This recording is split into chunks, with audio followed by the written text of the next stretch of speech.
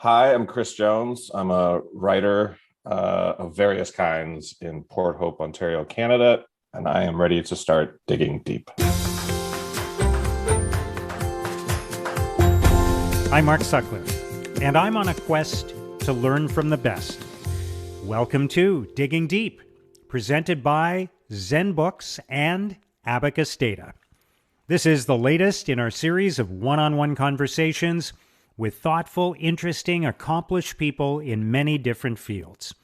On this episode, journalist and screenwriter Chris Jones and the fascinating world of storytelling, luck, and opportunity.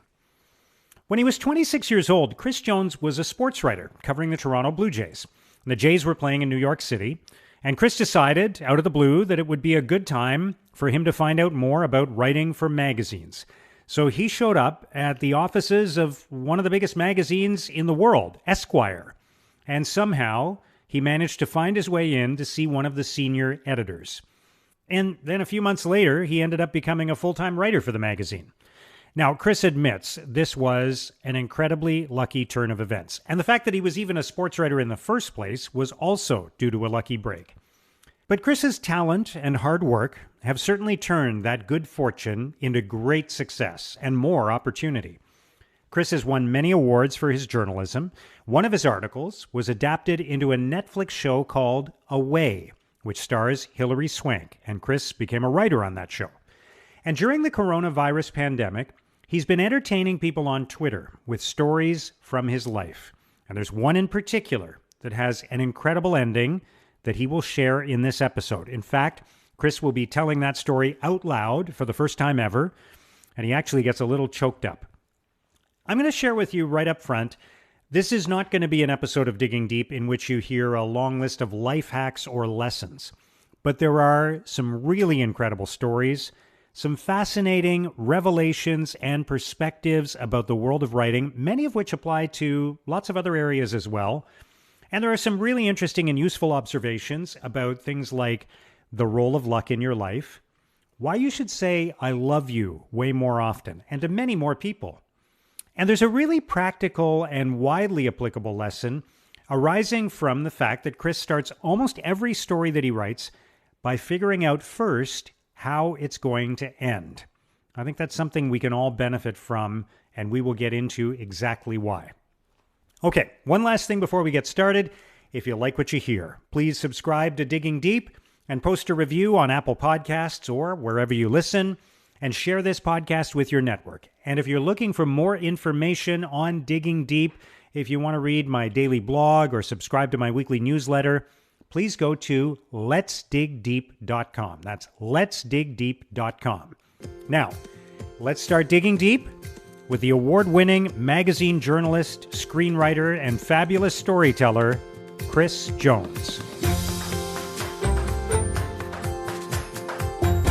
Chris, it's a great pleasure to welcome you to Digging Deep. I have been a fan of your work. I have also been fascinated by your story and how you kind of fell into this career in writing in a lot of ways and have had many lucky breaks and opportunities, all of which you have capitalized on with great talent. But there is just such a big component of luck in all of that, which I find really intriguing. So I'm really looking forward to our conversation. Thank you for joining us today. Thank you for having me. So let's dive into some of our questions. When you think back on your childhood, what is your fondest childhood memory? A road trip, family road trip we took the summer of 1984. We drove to California in a wood-paneled station wagon, and it was the best. Wood-paneled station wagon. I remember those. Country Squire. It was a LTD Country Squire. Wine was the color with the wood sides with a tent trailer on the back. 3 kids plus my brother's friend Chris, 6 weeks on the road to Disney. And it was, I don't know how my parents did it. They must have wanted to kill us, but I had the best time. It was the best. Who was your hero when you were 10 years old? This will sound so weird, Mark, but Dino Zoff, who was the Italian goalkeeper. We are a football/soccer family, and Dino Zoff won the World Cup when I was 9, and he was just this old, battered goalkeeper, and I'm a goalkeeper, and was always very old for my age. And Dino Zoff was like the king. Yeah. Was that 1982, the World Cup? Yeah. It was. Paolo Italy won Rossi it. was the big. Italy Paolo won Rossi. Yeah. it. 6 goals, and but Dino Zoff for me. Everyone's like, I remember at the time, I guess I was 9. People going, "Oh, Paolo Rossi," and I was like, "It's Dino Zoff." Yeah. You're being distracted. You're being distracted by the 6 goals. It's the man in the pipes. Yeah. Yeah, Dino Zoff, loved him. Still do. What did you think you were going to be when you grew up? I had a different idea every month, probably. But the being asked that question, I remember there was a terrible, arrogant period of my life in high school when my answer to that question was prime minister,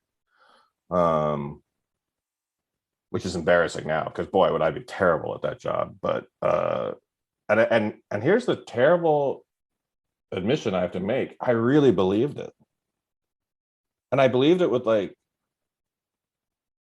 an odd certainty. Like when people would ask me, I would say it and they would laugh, and I'd be like, "Well, you can laugh, but I'm gonna be." And of course, I'm the farthest. I guess I'm not suited for that job at all. But yeah, I was basically certain that I was going to be prime minister. So I love asking this question, particularly to writers. But what would you say is your life story in 6 words? Idiot gets lucky, earns it retroactively. Okay. That's good. Yeah. I was like, I got 3 left. Okay, how do Yeah. I do this? Yeah, I would say that's probably, certainly professionally, that's been my I think one of the defining things about my career has been luck.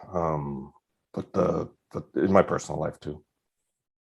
But then I try to like, I mean, we can get deeper into this, but like luck, when you call someone lucky in their career, when I was younger, it was kind of insulting. Especially if someone's not successful and they look at a successful person and calls them lucky, it takes all the merit out of that person's career. And it sounds like sour grapes. And so people would call me lucky and I would sort of bristle about it. It's only late in life, I'm 47. I probably figured this out in the last few years. I got extraordinarily lucky. And then I think what I did was I tried to prove that I was worthy of the luck. So I always worked hard, and I think I'm a good writer. But I absolutely have to give an enormous amount of credit to luck. And I think you have to get to a place where you've got a certain amount of security and confidence before you can acknowledge how lucky you were, because otherwise you're just too fragile to admit it, right? I think that's 100% right. It took middle age, when you reach that, like, I don't care what you think sort of phase, and I could finally sit back and go, wow, there were some breaks. And luck, by the way, a little part of me wonders if luck is like a physical force in the universe, or is it just like random? Is it coincidence? But luck for me was the right people taking a ridiculous chance on me for no apparent reason. And that's happened a few times where just someone decided to roll the dice with me. And so is that luck, or is that, I don't know what that is. It's just the right person just saying yes. And so much of a career is that. So much of a career, when you look back at the course of your life, so much of it is someone saying, okay. Yeah. And some really important people said okay to me at crucial times. And, it's certainly fortunate. I don't know what the word is for that sort of serendipity, but yeah. Yeah, and we'll come back to your story and some of those things. But I also think, I'm going to say this about myself, because I started acknowledging the role of luck in my life. I always said, oh yeah, I'm super lucky, but you can kind of say that as an offset or a not tempting the gods kind of thing. But I really started acknowledging it a few years ago. And I think if I'm reading myself too, I think I'm also confident that I'm at a point where when I say that, people will still look at me and say, yeah, but he also worked hard, or yeah, but he's also talented. Like I've got enough there that I'll get that response, and it won't be like people look at me. Yeah, you're right. It was all luck. You had nothing to do with it. You Right? didn't earn any So of this. so you actually are, like you're confident enough that people are going to accept that it wasn't all luck, right? If I'm speaking of my own insecurity and around that question, so Yeah, you have enough yeah, stuff to back it up eventually. yeah, But yeah, exactly. I think Yeah, you're right that it takes a level of security to say, oh yeah, it wasn't entirely up to me. yeah, And when you're young, I mean, young male writers, if you end up with the wrong idols, you think, and this is definitely something I did, is you think you just have to have a titanic ego and Ernest Hemingway or Norman Mailer and you're the biggest guy in the room and it's more than that. It's I think once you get older you kind of go, okay, yeah, I heard some of it, but a lot of yeah. it wasn't up to me. So what's your greatest mistake and what did you learn from it? Or what's a big mistake you've made along the way? Anything come to mind? Yeah. I mean, it's hard to say mistakes. Rather, it's not a specific instance, but what I would say related to what we were just talking about, I would say a mistake I made in life, generally speaking, was that I spent too many years. I think I would use the word mean. I spent too many years being mean, competitive. Like I could be pretty nasty, especially if I had my backup. And a lot of it would be someone taking a shot at my career, say, or at a piece I'd written and worked hard on, and then someone dismisses it, and that would get me really mad. I would say I have my temper isn't quick.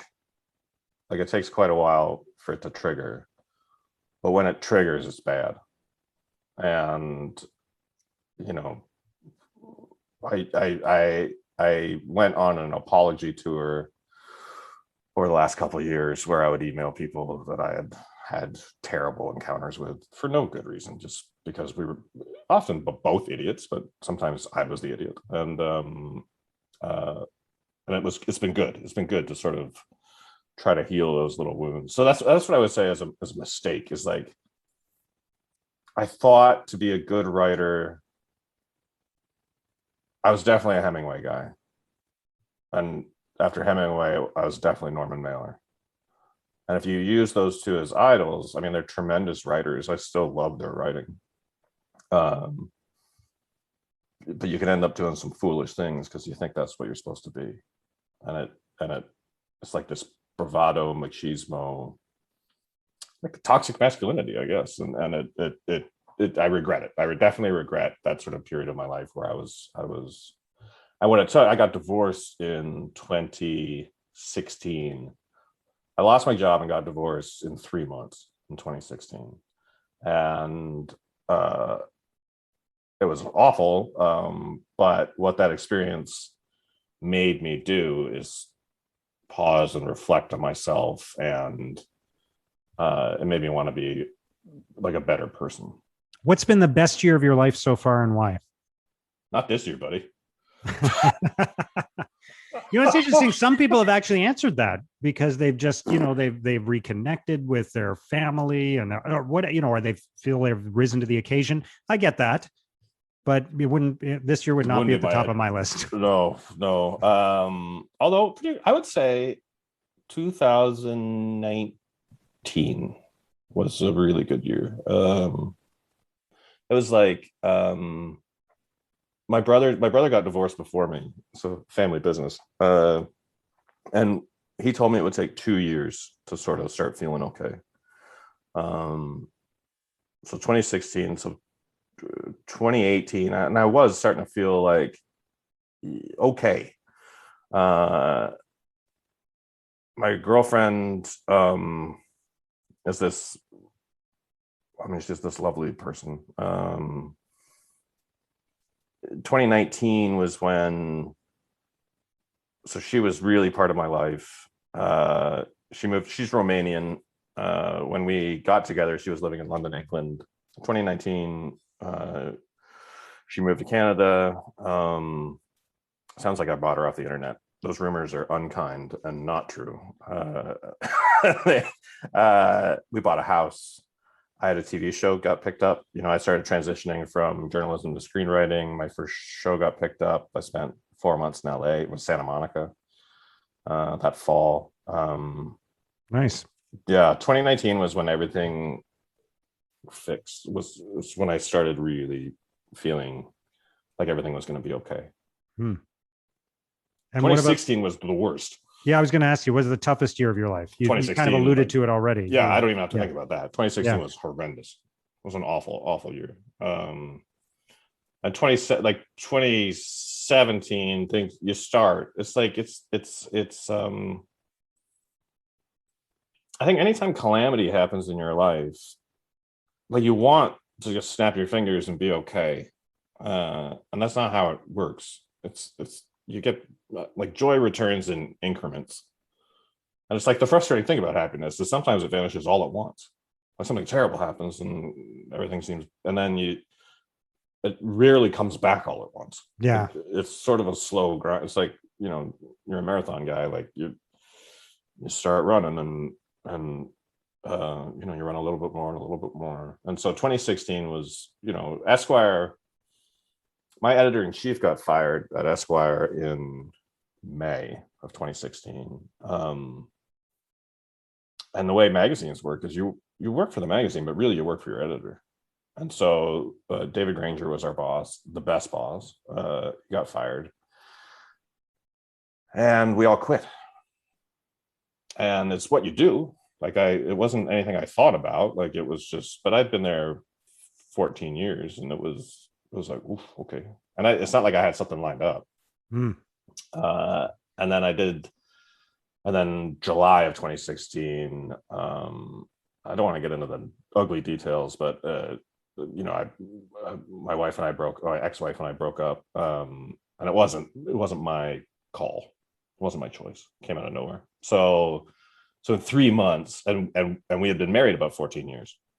So these two pretty big pillars of my life just vanished. And financially, divorce is devastating. I had this big old house that I was fixing up. I'd worked on for like 5 years. It was like my I don't know what you call it, passion project. Had to sell it. I moved into like a literal tiny house because it was all I could afford. My kid, I have 2 boys, and my kids were, we tried to shelter them as much as we could, but I'm sure that, they were deeply affected by everything. Just a bad year. You just don't even, I was 42, 43, 42. My life was pretty much, had been on rails. Like I knew what I was doing. And then at 42, it's just all gone. My job, my marriage, my house, like my kids were the only thing that was the same. And half the time I didn't have them. So it was a challenging year. It was a lot of panic, a lot of like, oh my God, what am I going to do? But slowly started building back up. And like I say, the love, my girlfriend, her love was so important. And then by 2019, it was, things had corrected and better. Like my life is better now than it was before. It was just nice. It was rebuilding after a fire, though. It was something, but it made me better. I think I needed that. To be honest, I think I'm a better person because I took a massive kick in the balls, and it just made me stop. So let's whip through a few more of these questions, then we'll dive into some other stuff. But these are supposed to be rapid fire. And I know. This is good though. I'm asking. It's my fault too. I'm indulging you and asking you follow up questions when I'm not supposed to. So we're in this together, man. We're blowing it, Mark. Yeah. What one person has had the greatest impact on your life? I mean, that's hard. I would say probably my mom, but a lot of people I have an army of saints in my life, but I would say my mom Just who I am, I would say my mom had it was a big part of it. Nice. What's your secret talent? Do I seem like the kind of person, if I had a talent, that I would keep it secret? If I have a talent, people know about it. Okay. And the thing about me, Mark, and this is not false humility, this is actual fact. I'm good at three things, and I would say I'm quite good at them. I am terrible at everything else. You know that ink schwab, jack of all trades, but I'm not that. I'm extremely specific, and I could do a couple of things pretty well, and everything else just mystifies me. I don't have a secret talent. And the three things are writing, obviously. I think I'm a pretty good writer. I'm pretty good at football, soccer. Not so much playing because I'm old and broken. I understand it. Yeah. Um,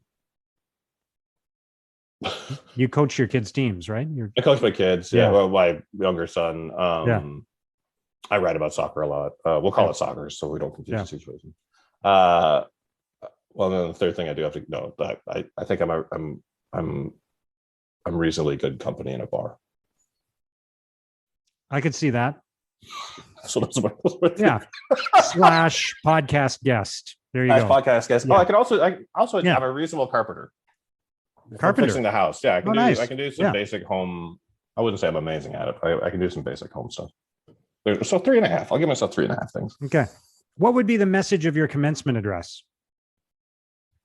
I gave my commencement address. Okay. Well, geez, I can't give a short answer to that. Because that's part of the whole thing. I went to Bishop's University for my undergrad, did politics because I was going to be prime minister. Bishops elected their valedictorian. And I was the manager. I'm giving you a long answer. It's okay. Is that okay? It's okay. Sorry. I don't exist. Rapid fire. That's not something You're a magazine writer. I'm a magazine screenwriter. You're not going to get, there's no rapid fire. Yeah. 10 pages. I'm just clearing my throat. My commencement address. So this was an extremely, in the movie of my life, this would actually be quite a big deal. I was the manager of the radio station. And this is like 96. So this is, grunge had come up and indie music, and the radio station had this real force behind it. But it was absolutely a collection of freaks and geeks. Like we were the geeks.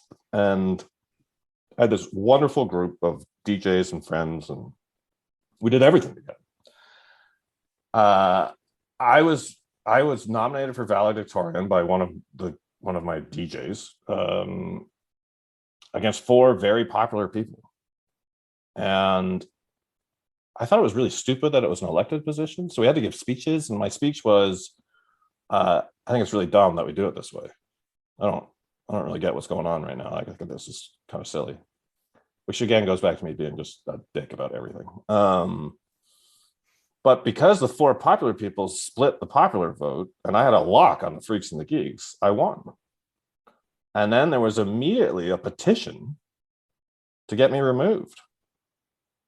And because you had pointed out how dumb the whole process was. Well, and I had often been a jerk about the school. I loved Bishops. I thought Bishops was a fantastic place to go to school. And if my kids wanted to go there, I'd be delighted. But there were problems. And I was the guy who pointed out problems all the time. I thought the football team had way too much control. Bishops is a small school. So the football team were a bunch of jackasses, and there was just constantly sort of just dumb stuff happening. And I would go, that's dumb. And I was a big mouth. And so I would constantly I would literally fight all the time. So not surprisingly, this petition comes up, but when there's a petition against you, it's like quite a personal thing. We dislike you so much that we don't want you giving our valedictorian address. I was like, whoa. And of course, I got handed the petition.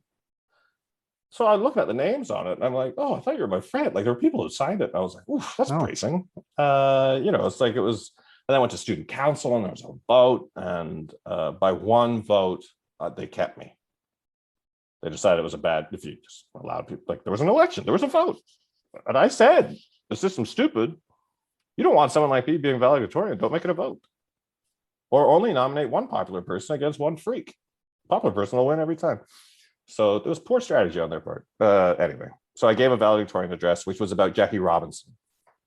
I was a baseball obsessive. So my essay about being prime minister was about baseball. And I gave a talk about Jackie Robinson, who had one of my favorite quotes, which is, "A life is not important except in the impact it has on other lives," which I believe then, believe now. I thought Jackie was a truly heroic figure. And so my speech was all about Jackie Robinson.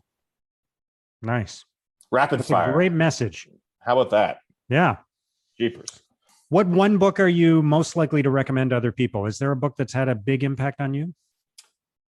There's a book I read probably every year. And I recommend it a lot. And I don't know that I should, because it might just have an effect on me. It's a book, it's called A Sense of Where You Are by John Mcphee. So it's an old book. John Mcphee is a writer at the New Yorker. He is now, I would guess, somewhere between 120 and 140 years old. He's still working. Yeah. He teaches writing, or he taught writing at Princeton. I think. Exactly. Yeah. He's wonderful. Yeah. His mastery is his ability to take any subject and make it interesting. He wrote a whole book about oranges. Yeah. And one of my favorite stories he wrote for the New Yorker is about how FedEx delivers a package, which you're like, how's that interesting? But when you think about how you can put something in the FedEx box and 24 hours later, it's somewhere it's supposed to be. And you're not the only one who just did that.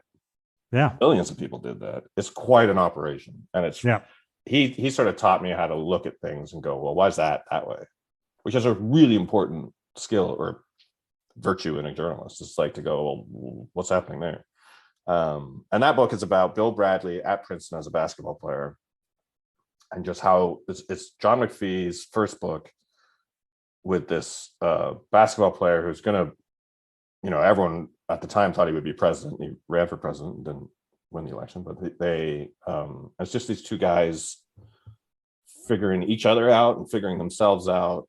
It's very short. It's beautifully written. You can read it in a couple hours. I read it probably every year. And A Sense of Where You Are is about Bill Bradley, because he practiced basketball so much, and I really believe in practice, he knew where he was on the court, like blindfolded. And there's this great scene where he's shooting baskets, and he's like, that rim is, I think it's 2/10 of an inch. That rim is 2/10 of an inch off. And they measured it, and it was 2/10 of an inch off. And it's just, I love that. Love that book. Yeah. I really like John McPhee. He has a great book about tennis too, featuring Arthur Ashe, and Levels of the Game. Yeah, he's fantastic. Yeah, Levels of the Game. That's it. Yeah. Awesome. All right. That may have been, and I'm not complaining, but I'm totally happy with it. That may have been the longest rapid fire ever, but we're done that part. So we can't really call it rapid fire. Thank you for doing that. We are going to pause, and then we're going to come back and continue digging deep with Chris Jones. We're just going to take a quick break so I can tell you a little bit more about the presenting sponsor of Digging Deep, ZenBooks.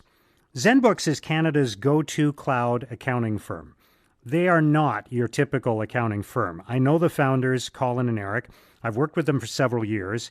And here's why I think you should consider working with them too. First of all, they bring a fresh, unique, modern approach to what is a very old-fashioned industry. These guys were working remotely and in the cloud long before it became cool. ZenBooks also uses technology to your advantage. I think this is really important. They give you the tools and analysis you need to monitor your business in real time. That's so valuable right now when everything changes so quickly. Yes, they're a virtual accounting firm, but that doesn't mean they're offshore, and it doesn't mean they're inattentive. ZenBooks combines the efficiency and effectiveness of a cloud accounting service with all the benefits that you'd want from a trusted advisor, high-level advice, and strategic support. Now, here's what I think is going to happen if you work with ZenBooks. You'll probably start out taking advantage of their cutting-edge cloud accounting solutions, but in the long run, I think you'll stay with them because of their strategic guidance and problem solving. Among their core values, they specifically list being candid and proactive. Isn't that exactly what you want from a trusted advisor? Look, even if you're already working with an accountant or a bookkeeper, or you have some accounting staff on your team, I think you should still talk to ZenBooks and learn more about their tools and their expertise. Check out ZenBooks at zenbooks.ca. That's zenbooks.ca. Digging Deep is all about helping you make better decisions, and so is Abacus Data. Most leaders struggle to connect with and engage their audiences. Why is that?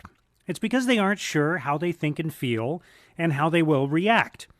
Abacus Data can give you the strategic insights you need to make better decisions and to make them confidently. Here's a good example. A major national union was recently negotiating a new agreement for its thousands of members. This had the potential to be a very difficult process. There were many competing interests. So they brought in Abacus Data to conduct thorough and detailed research of their members to learn exactly where they stood, what they were thinking, what they wanted. And as a result, they were able to secure a strong new deal that was accepted overwhelmingly in a national vote. Abacus Data helps all of its clients understand what's really happening in the minds of their employees, clients, and stakeholders. They help them avoid costly blind spots. And they're really good at what they do. In fact, Abacus Data was one of the most accurate pollsters in the 2019 Canadian federal election. Make the one decision that will improve all of your other decisions. Let Abacus Data help you move forward with confidence and clarity. Go to abacusdata.ca. That's abacusdata.ca. So, Chris, you fell into writing, and maybe we can tell that story. You end up as a sports writer at the National Post, brand new national newspaper in Canada that was started with all kinds of resources, and they hired tons of people and did amazing things. And from there, you end up writing for Esquire. I think you started there when you were about 26 years old, something like that. Yeah, mid-20s. Right. Yeah, mid-20s. So is it okay if I hate you a little bit for that? Because yeah, that is, oh you can hate me for everything. I'm so hateable. Yeah, no, bring it. Yeah, and I find that fascinating because I mean, obviously, if all of that happened and you were a terrible writer, it would have gone nowhere from there. So it's not, I'm not attributing it all to luck. You ended up doing the right thing. What I find interesting about it is, number one, some people took some chances on you, as you alluded to already, and that's noteworthy. But I also think, in a way, you've been able to, you mentioned you're really good at three things. You've been able to make a career out of one of those things. And I just think there are so many people in the world who never even find out what that thing is, right? And you might not have found out if circumstances have been different. You may never even discovered that you were a great writer because that wasn't your goal. And so I always wonder, like, if I grew up in a different country, would I be a world-class athlete in some sport that we don't play in Canada, right? Something like that. And I never discovered it, I think about it all the time. I think about that all the time. The greatest baseball pitcher on earth is presently not playing baseball. I can almost guarantee it. Because the chance of that pool, you know what I mean? Yeah, exactly. There's some guy in Mongolia who can throw a rock like nobody's business, and he doesn't know that baseball exists. Yeah, I think about it constantly, and the idea to take that a little further, the reason that Canada excels at hockey internationally is not because we grow better hockey players in Canada. Like there's nothing genetic or about the environment. It's because the best athletes. There's a cultural interest in hockey. The best athletes play hockey, so we end up with all these great hockey players. But if we were really interested in some other sport nationally, they'd all be playing that sport and we'd suck at hockey. Yeah. Yeah, if we just decided collectively we're going to play something else 20 years from now, we'd be good at that. Yeah, and there's some kid in England who would be a fantastic hockey player if he'd ever heard of it, but 100%. But his parents didn't move to Canada. Exactly. Right? Yeah. No, it's and that's and that idea of like finding the thing, it sort of makes me sweaty because I always enjoyed writing, but I never thought of writing as a career. Like I didn't think it was something that people did. I don't know why I didn't think of it as like a job. And I remember in high school, a teacher, Mr. Keeley, stopped me in the hallway and he said, "You should be a writer." It's the first time anyone ever said it. And I blew him off because I was around my friends and I didn't want to be like, kind of like, oh, I'm not gonna write, you know.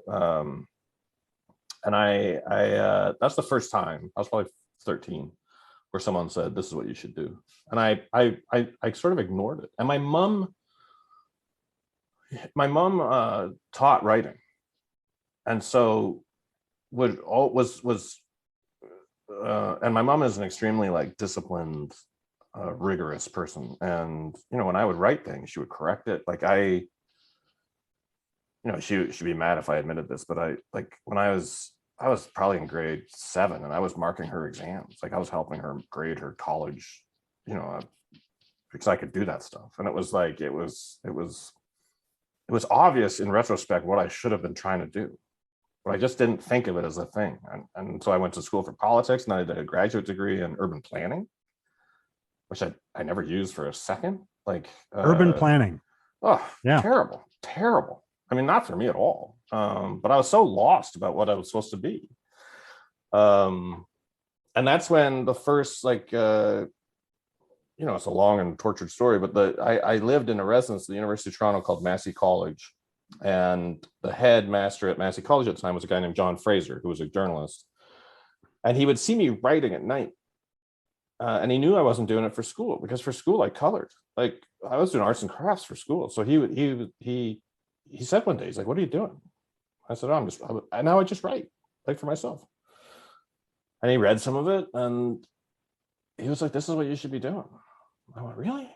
And then the National Post came along and John got me an interview with Ken White, who was the first editor-in-chief. It was the worst job interview in the history of job interviews. Ken is quite shy. I'm an idiot. And he was talking about this newspaper. It didn't exist. I thought he was at Saturday Night Magazine at the time. I thought I was applying for a job at Saturday Night Magazine. He kept talking about this newspaper and I kept going, "It's a magazine, buddy. Like, we can call it a newspaper because you're the boss, but that's not what it is." And he's like, "It is what it is." And I'm going, "Okay." I mean, so you didn't even know what you were interviewing for? No idea. And I so clearly left. I remember leaving an interview, getting on a payphone, calling my parents and going, "Well, that was terrible." And then I got a job at the National Post. So what is that? Is that luck? Is that just random? I don't know. It was John Fraser calling Ken White ignoring all practicable evidence. I had no writing samples. Like I had no published material. I gave him my thesis. Like I didn't have, and all of a sudden I was at the National Post. And it's like, and because I was young, I was like, well, of course this is how it works. Right. I belong here. I didn't belong there at all. Like it was insane. I shouldn't have been writing for a national paper. That was like malpractice in a way. And then from there, you end up you're covering the Toronto Blue Jays, and they're sports. Yeah, and you're in New York, and you decide to just kind of go knock on the door, almost literally, at Esquire, right? Because magazines, I loved magazines. I loved Esquire, and I enjoyed working at the newspaper. I know it was ridiculously fortunate to land. I'm insane that I got that job. But I did find it stressful because it's, especially sports, you're on deadline. You know, because the National Post was national, our deadlines were pretty early.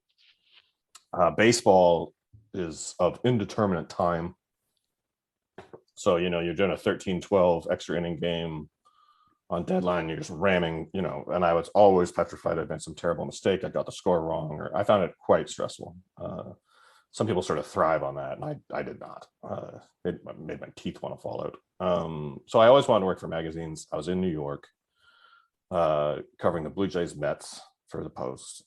And I was so stupid, Mark. I thought, what I didn't know is how you got found. Right. So I wasn't going into Esquire for a job. I was going to say, how do you find people? How can I be one of the people you find? Like, so it was less like, can I work here? It was more, how do I work here? Yeah. And I thought the editor-in-chief would want to meet with me, 24-year-old baseball writer from Canada. And the security guard in the lobby, at the time, Esquire was in this little, Hearst was building this great big tower, and Esquire was in this little 3-story building in Midtown. So that's part of the luck factor. If they were in Hearst Tower already, I never could have gotten anywhere near it, but I could walk in. Security guard did not let me pass the door. I sort of made my case. He was like, no, man, not incorrectly. But a janitor was in the lobby. And as I was leaving, this janitor comes up to me and goes, do you want to work at Esquire? And I was like, yeah. I mean, not as a custodian, but, I didn't know what to say to him. I was like, yeah. And he goes, you need to talk to this guy, Andy. Deputy editor, he loves sports. As I'm talking to the guy, the security guard, I'm talking about sports and baseball. I was going to the Mets. Call Andy. I was like, okay. So I went back to the security guard and I said, can I please call Andy? And he was like, you can call him. He happened to answer the phone. I was like, can I meet with you? He said, sure. When are you coming to New York? I'm like, I'm in the lobby. He's like, well, I'm kind of busy right now. He's like, do you want to come back in a couple hours? I was like, sure. So I left. I got donuts, 2 boxes of donuts, one for the janitor, because baked goods. I figure can't go wrong. Went to see Andy. To make it even more cringy, Mark, I made Andy read a story of mine in front of me as I was sitting there. And what I said to him was like, I want to know if there's even a chance. If this dream is stupid, I want you to say this dream is stupid. And he said, no, I don't. He read it and he kind of went, we wouldn't use so many 1-sentence paragraphs, but because it was a newspaper story. And 6 months later, their sports writer left. And this is sort of a funny part of this very long story, is that Andy told me 10 people were each writing a story, and the best story got the job. At that point, I was living in a Jeep. I was living out of a car in Flagstaff, Arizona. And I was like, oh my God. I wrote my story. It was a competition. He was going to get 10 people to write a story, and whoever wrote the best story got the job. Got the job. Okay. Can you imagine? I'm 1 of 10. Pretty good odds, but that's tough. And I got the job. And for years, I tried to find other people in the competition. And finally, I said to Andy, I was like, I've never found anyone else who was. And he's like, oh, I made that up. It's like, what are you talking about? He's like, yeah, it was just you. It's like, that's not nice. He's like, I want you to perform. I was like, okay, well, yeah, it worked, I guess. So yeah, that's how I got to Esquire. Ridiculous. Wow. So now you get, as a magazine writer with Esquire, you then get to do all these amazing stories. And, what I love about doing this podcast is I get to meet really interesting people like you. I do a little bit of research and absorb myself in them for a while, and then get to have a conversation with them like this. And with a magazine piece, like it's like that times 10, right? Because you're really absorbing, you're spending maybe even days with the person you're writing about. Yeah. Oh, yeah. What was that like, and what did you gain from that, from being around, famous people, interesting people, and getting to spend that kind of time with them under that Esquire brand? I mean, it's a ridiculous privilege. I mean, what an insane way to make a living. So Esquire, we had to do 6 stories a year. That was considered a full-time job. We were on salary. I'd fly off. I pitched ideas all the time. I was sort of, one of my jobs at Esquire was, I was an idea person. So like John Mcphee, just looking at the world and going, well, why is that way? And I really like a good process story, like how things happened. I like those stories. Pitch ideas. Sometimes they would assign something, like the celebrity stuff was usually assigned. You go off, you spend time with people. They're generally pretty nice to you because you're writing for Esquire. They're pretty accommodating. Like, spend a lot of time with people, in some cases months. Then go home and write your story. And then we had fantastic editors, the best fact checkers, best art department. you had this great team working alongside you, and you try to make this thing as good as you can. And you do that 6 times a year. It was fantastic. It was like my dream job. Yeah. Loved it. And because the longer I was there, the sort of more rope they gave me. I would generally pitch stories where I wanted to spend time with that person because I thought they were fascinating. I was like, well, I want to know about him or her, and I want to spend time with that person. So it was like fantasy camp in a weird way as a job. Like now I want to go spend, and we had no beats. Like I started Esquire as a sports guy, but pretty quickly became not the sports guy. Like was writing other stuff too, and so it just whatever caught your fancy, you would just. Are there things you learned from like getting to talk to all those really interesting Yeah, people? of course. What did you take away from that? I tended to gravitate towards sort of weirdly creative, creative people. One of my favorite experiences was Teller the magician. Penn and Teller. I was gonna bring that up. Yeah, the guy. So the quiet, shorter guy from Penn and Teller, who never talks or rarely talks during the doesn't talk during the performance. Yeah, during their performances, but actually has a lot to say in real life. And you wrote a terrific piece about him, which I reread recently. And you get into, and I was going to bring up the fact that when I read that piece and I thought, wow, Chris must have really been into magic before he went to see Teller. And then I read something else that said you had no interest in it. So you just I did get into it. Yeah. I mean, that's what happens is you become like a deep, fast student. The great thing about us, like newspapers, I mean, one of my constant sources for ideas is newspapers, because you have someone who only has an hour and they write 500 words and you go, well, I want to know more about that. And then you write the 6,000 word version of that. Like that was sort of a constant. There's a great scene in Capote where Philip Seymour Hoffman's Truman Capote, and he cuts out the little newspaper article about the Clutters murder. Yeah. And then he goes and writes In Cold Blood. And that was sort of pretty steady. So no, I didn't have a particular interest in magic. I liked Penn and Teller. What drew me to him is there was a lawsuit. Teller was suing a magician for stealing a trick. And I was like, oh, that's interesting. And that was one of the rare cases. I called my boss. I had this editor, Peter, I always worked with. And I said, what about this? And he was like, well, I don't know. That sounds kind of, I'm not sure about that. And it was one of the few times where I met the subject without there being a commitment to write about him. Penn and Teller were performing in Windsor, so I just drove to the casino. And Teller agreed to meet. And I had a lunch with him, and I was like, oh my God, I got to write about this guy. I got to spend time with this guy. He's fascinating. And so what did I learn from Teller? I mean, one of my favorite quotes I ever got, and I can picture where I got it. We're in his kitchen, and he was talking about, one of the things about Penn and Teller is there's no such thing as magic. Like they constantly expose tricks, and it's not magic. And of course what they do with their exposures is they make the exposures are lies. Right. Like when they explain how a trick works, it's a lie. Yeah. There's like another trick in behind it, right? There's a trick behind it, and they're trying to make the trick look a lot more elaborate and beautiful than it is. Like that's not how it works at all. And it's like, so they're constantly deceiving people. Teller would talk about magic being a beautiful lie. And he did this trick called the red ball. When I was writing about him, it was a new trick.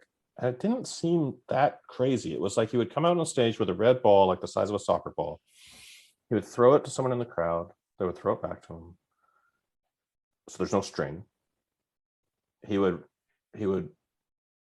roll behind him. He would roll it across a park bench. It would float in the air for a little while.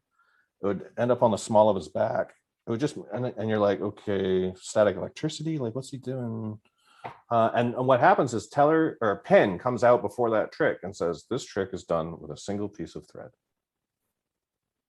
Well, he throws it to the crowd, so it can't be done with a single piece of thread. And they lie constantly. And this ball is doing all this. And I was talking to a guy who makes tricks. He's not a magician, but he's a builder. And he said, I would kill to find out how Teller does the red ball, because it's not with a single piece of thread, but I don't know how he does it. And the crazy thing about that trick is he does it with a single piece of thread. It's totally how he does it. Wow. They're not lying. Yeah. And no one believes them. No one who does magic is like, there's no way you can do that with a single piece of thread. And so then so we're having this conversation, and Tyler said, sometimes magic is just someone spending more time on something than anyone else might reasonably expect. And I was like, well, isn't that the secret to being great at something? Yeah. That's what it is. So now you're doing screenwriting, and the project you've worked on actually arose from a story you wrote about Scott Kelly, right? Yes. Spending time in space, and now that's turned into a TV show with Hilary Swank, and like again, could you have ever imagined that? And what kind of what have you? Tell me more about that whole experience of how a magazine article ends up being inspiring. It's the story's totally different, but it sort of inspires this TV show that's about a female astronaut going to Mars, basically. Going to Mars, right? Yeah. So what happened there? So 2016, I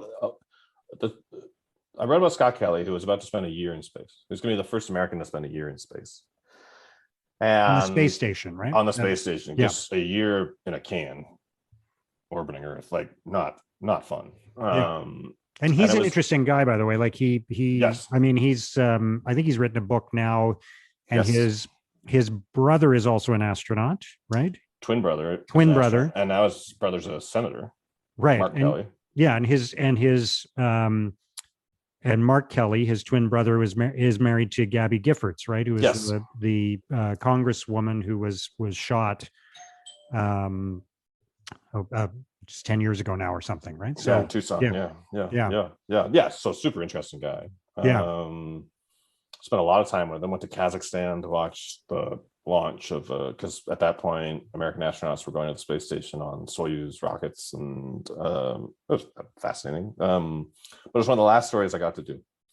And again, talking about sort of life and luck, and stories get optioned fairly frequently. And it's always just like a nice little bit of gravy money, because a studio or a producer will pay you to the rights to your story. It's annual, so if they hang on to it for a bit, you can get some nice juice from it. And then, but it had never actually worked for me where something had actually been made. And when something gets made, it's when you really make money. Like I had optioned a story years before that came close, and like I don't think writers talk enough about money. So, I think my option, I think I got $30,000 a year for the option. But if the day they rolled cameras, I got $750,000, like life-changing money. And there's nothing you can do to make it happen. You just hope it happens. It didn't happen. So it's like the lottery ticket that didn't come in. No, it's because they option all kinds of things that they never develop, right? The ratio of ideas to written scripts to actual things that get made, I mean, so many things drop off as things progress. Like tons of stuff gets optioned, a lot of scripts get written, not very many of those get made, and so your odds are pretty long, and at every step, like there's attrition. And I hate to think now, because of the pandemic, one of the only things in the industry that people could do is write. There are so many scripts out there that are not going to get made just because people wrote, and there's a backlog now that's like insane. Anyway, Away got optioned. A bunch of people wanted Away, and so I finally had a little leverage, and I optioned it to Jason Katims, who's a producer, and Matt Reeves, who's your director. And I said, if this becomes a show, I'd love a chance to work in the room. Meaning the writer's room, right? In the writer's room, yeah. So I don't know if like a TV show is written by a group of people sitting in a room. Yeah. And it looks like serial killers live there. Like you write on index cards all the scenes, and all the walls are cork, and you eat sushi, and you pin up index cards, and eventually the whole season is on the walls of this room, and you're moving scenes around, and it's a very sort of physical, tangible, and it's a group of people doing it. And then you all go off and write episodes individually, And then your showrunners, the people who like are at the top of the show, sort of smooth all the scripts out so that, everything's cohesive, so that, the voices are all the same. And so it's quite a process. And I just asked, can I be in the room? Can I work in the show? And for the first time in my life, an option became a show right when I needed it the most, because I didn't have any work. And I was trying to become a screenwriter, and screenwriting, like a lot of writing, until you've done something, you can't get in the union. It's a union shop, and so you can't get in the union until you've done, but you can't, it's so right when I needed it most, 2018, it started to really percolate. I was in my tiny house. The show became a show, and I got a job in the room, and then I bought a real house, which I call the house that Netflix built. And is that luck? Yeah, it's hugely lucky. The show came out in the fall. It did well, but it didn't get renewed. So we're one and done, unfortunately. But it was a tremendous experience, and being on set watching Hilary Swank say words that you wrote is a pretty trippy thing. And That's pretty cool. It was cool. And now I'm in the union, and now I consider myself basically I still write books. Books are sort of like my steady, because screenwriting is very volatile. So I do books as my sort of steady income, and then TV and film writing is I consider myself a screenwriter now. Very cool. Can you talk about the baseball theory of life? We've talked about baseball a couple times already. So what's the baseball theory of life? Yeah. Well, we could do a whole episode about baseball sometime, by the way. Yeah. It's one of my obsessions too. There's definitely a baseball theory of life. So at the time when I came up with the baseball theory of life, this is happy news. The average life expectancy was around 72. Now it's around 81. So we can change the baseball theory of life to make it better. And basically it's that, hey, 81 is divisible by 9. So by 9. Yeah. So you nine innings in a baseball game. And I found most people are shocked by this little bit of math. And it's weirdly shocking. Like, I'm always like, well, how old did you think you were? So 81 divided by 9 innings of 9 years each. So if you are 28, you've just entered the top of the 4th. And 6 innings, that's a quality start. The game's over if it starts raining. And sometimes you get extras. Sometimes you get the 14 inning game, but there's most of the times, statistically, it's a 9 inning game. So you're working to 81. And so I haven't done this math for myself in a little bit, but 9, I'm 47. You're somewhere around the 6th inning, I guess. Yeah. I've just entered the 6th, right? 5 times 9 is 45. I'm top of the 6th. Yeah. Well, shit. That's alarming. Yeah. 6 innings, that's a ball game. Yeah. I got another half You're top inning. of the 6th. I'm bottom of the 6th. Bottom of the 6th, right? And then so that's I sometimes think about how if life is 1 year, I haven't done the math recently, but I'd be in like whatever August. I see the month. Right? Yeah. It's the same. Yeah. And you think August, like what? Yeah. It's gonna be Christmas in 4 months, and it's yeah. It's for me, it was always a way of just like I don't know what the word is, like putting a rocket in you. Like, it makes you want to. And part of my youthful arrogance was all insecurity. And part of that insecurity was because a lot of the people I admired did amazing things at young ages. So Norman Mailer wrote The Naked and the Dead when he was 24. Bruce Springsteen wrote Born to Run when he was 24. Yeah. Isaac Newton, the apple landed on his head when he was 24. And so you get to 24 and you're like, I just finished school. I'm writing some baseball games. Like, it's like, so the baseball theory of life was my way of sort of being urgent about it. But of course, the older you get, I don't know, I feel like I have lots of time, which is a terrible way to think, probably, because 47, anything can happen. But for me, it's like you sort of realize like a year is actually, you can do a lot in a year. Sure. Well, and I think the silver lining in that is, as you get older, you get better at using your time well, right? Like when you're in your 20s, you just blow it all over the place, right? So 100%. Yeah. 100%. You get better at saying, and I don't like saying no. I say yes when I say yes almost all the time, because for me, that's like, things happen when you say yes. But when you are older, you do get a little better about going, I don't want to do that, so I'm not going to do that. That's one of the advantages of age. Yeah. Or you just invest more of your time in the things you know you're good at, and Yes. get more results because of that. You gave a talk about writing one time in which there, a lot of people say, "Oh, there are no rules," but you actually said, "Hey, there are rules, and you should follow the rules." And that really resonated with me, because I think that applies in a lot of cases, that there are some actually pretty straightforward principles that you should follow, whether it's writing or something else. And there's a reason for them, right? So you can freelance a little bit, you can do your own spin on things, but by and large, successful people have followed a particular track that has gotten them there, right?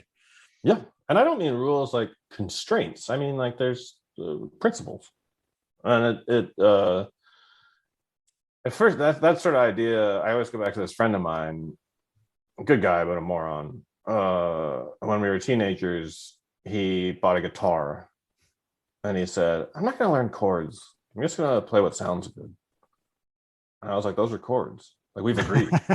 Like, I remember being like 16 and going, "I think the chords are what people know sound good. Like, I think this is how the math works. Like, I don't think you're going to invent a new way of playing the guitar. Like, you can, within guitar playing, there's like, obviously there's Jimi Hendrix, and there's Prince, and there's, just people doing different things. And there's the way this person plays and the way this person, but they play chords."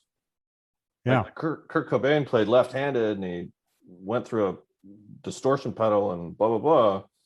He still played chords. And so it's for me, it's like, not rules like you're handcuffed. It's like, these are the baseline principles of good. And then once you know those rules, you can play a little. And then you can be creative and interesting, but you got to know the fundamentals.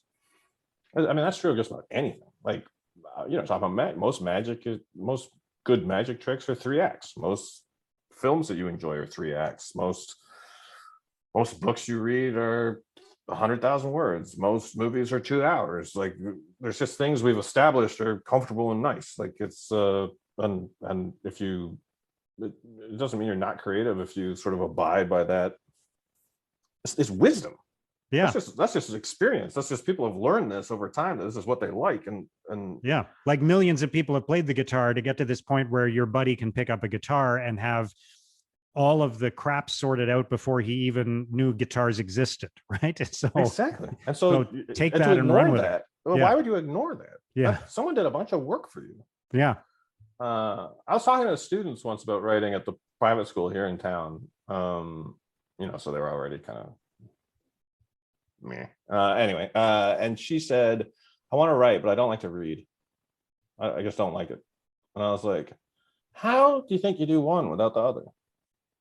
If I came up here and I said, I want to make movies, but I'm not going to watch any movies, do you think my movies would be good?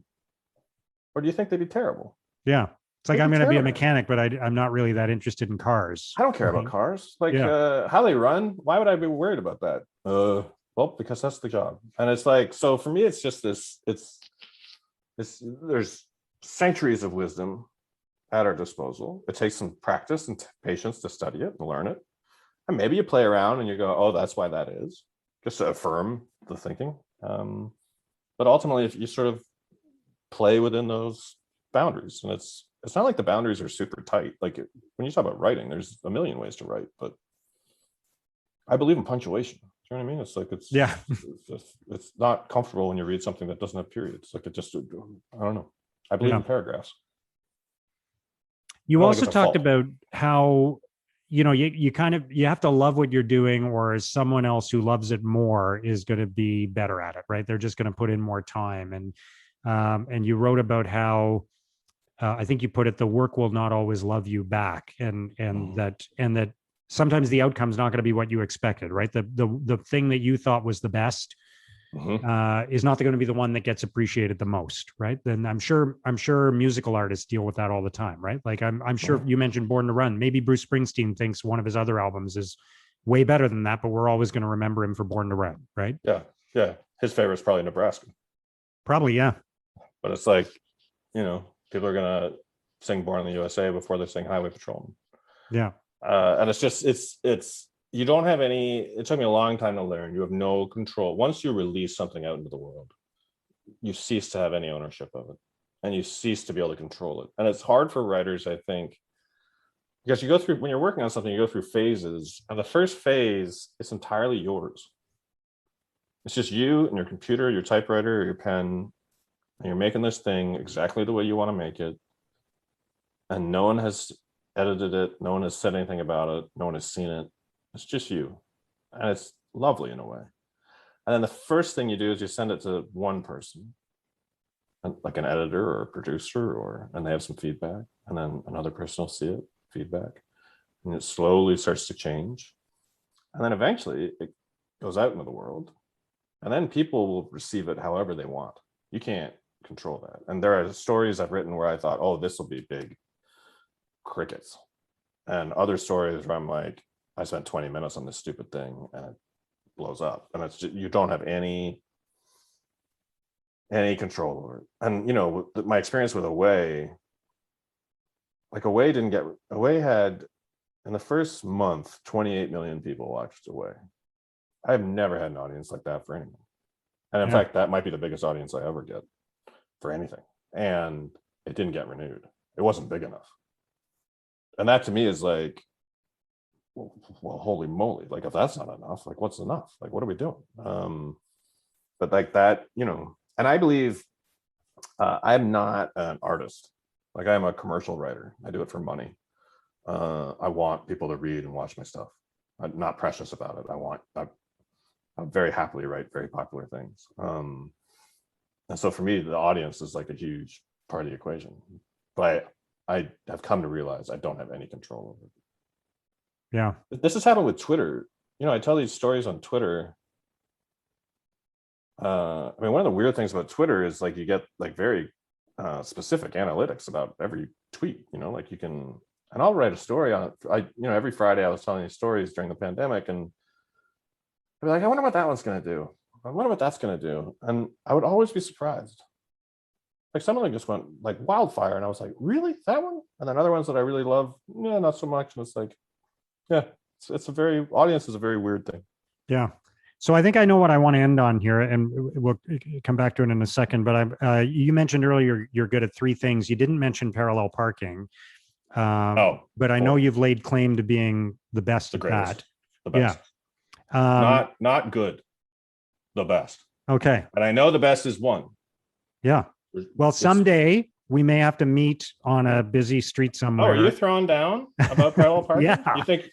I have had two experiences in my life where when I got out of my car after parallel parking, there were people on the sidewalk clapping when I got out of the car. Strangers. That's pretty great. It's like three inches on either side of the bumpers, you know? The best part about that, Mark, is I bet if I said to you, I'll be generous, top 25 moments of your life, one of those instances is in there. Oh God, top 10.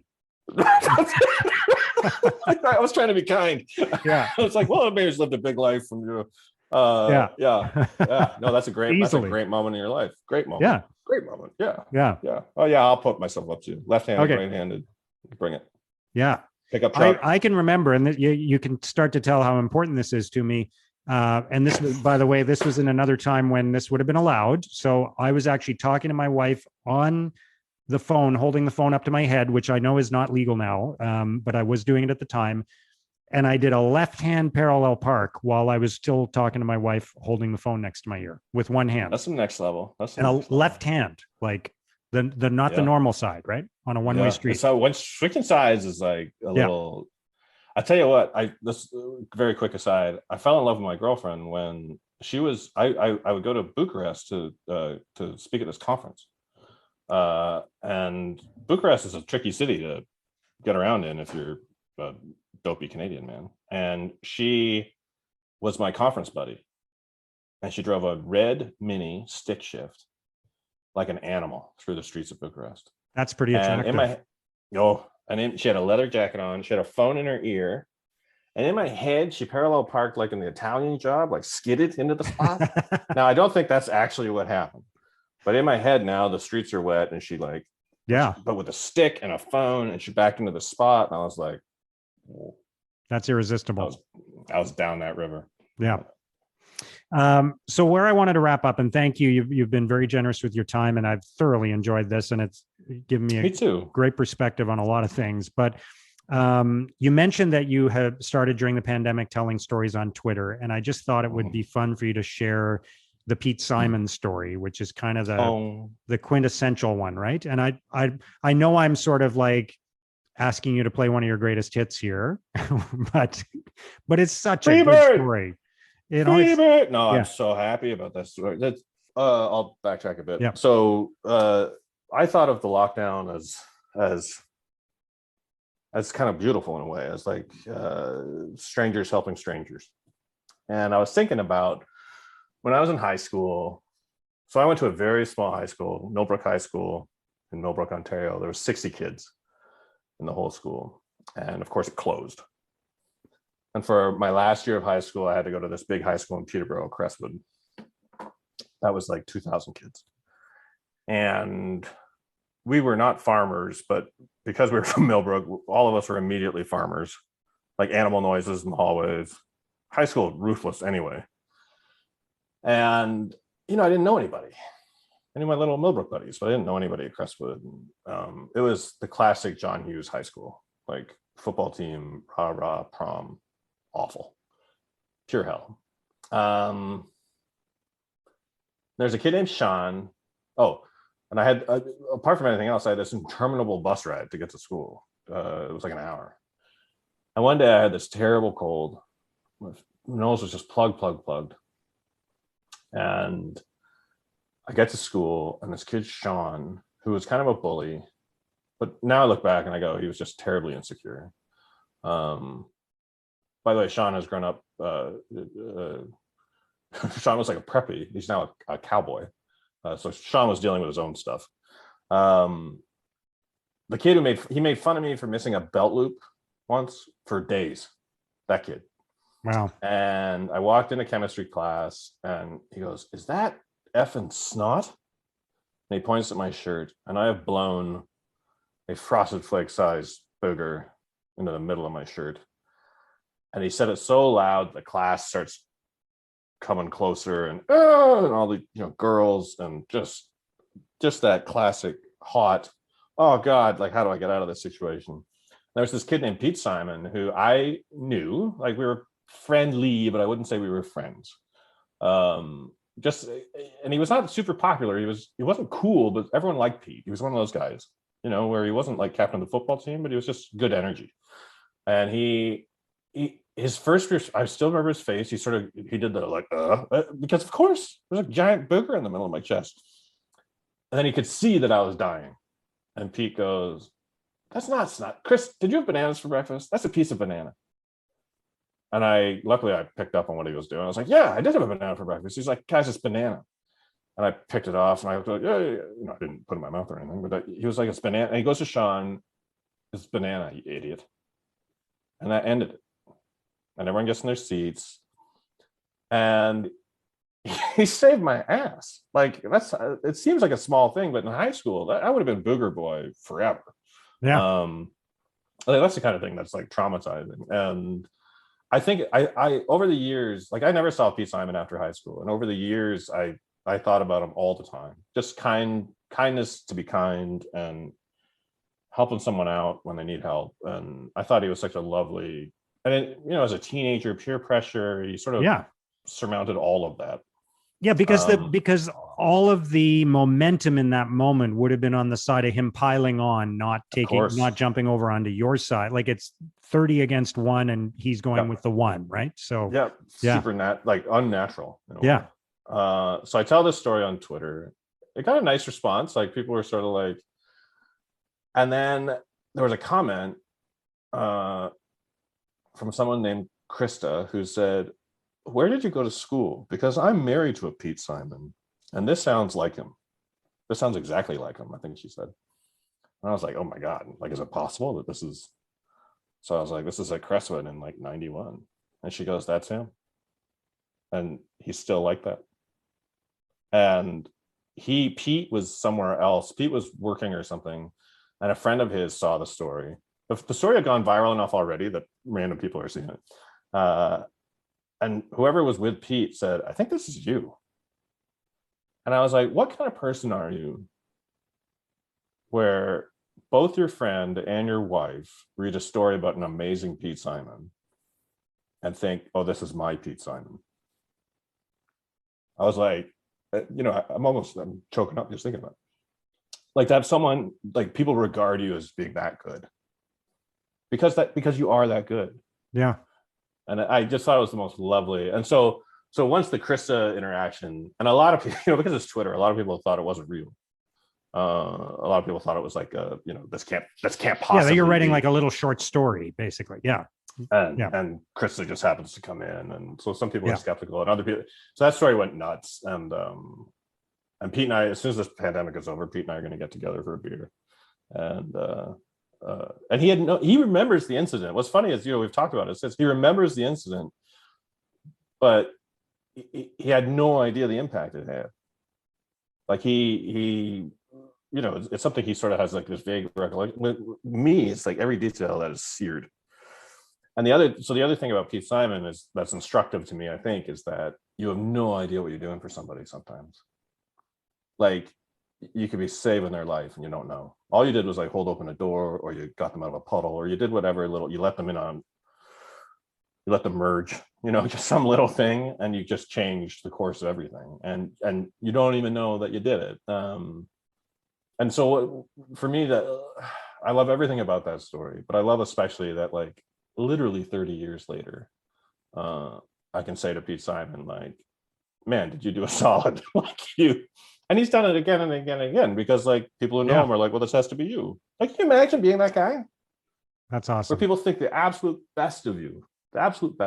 He makes it reminds, just circling back to that petition that went against me when I was valedictorian. There was the 4 popular people. 3 of them signed the petition. And one of them was a football player, the kind of guy who absolutely would normally sign that petition. His name was Buddy Harold. And Buddy didn't sign it. And I thought all the time about him being in a frat house somewhere and someone handing him this thing and him going, I'm not signing that. And like what that says about him. And Pete Simon is like the same, a sort of wonderful, just character. It's a story about character. And I got to say thank you. And it was just, it's lovely. He's such a good guy. Beautiful. That memory just makes me so happy. I'm just sitting here. I actually did choke up there for a second. It's like what impressed me the most about him was that it's not a one-off. Yeah. That he's lived such a life that people are like, oh, that's clearly you. I can't even imagine being that person. So that's the kind of person you aspire to be. You know what I mean? Like, I was an asshole for so long, and now I'm trying to be Pete Simon.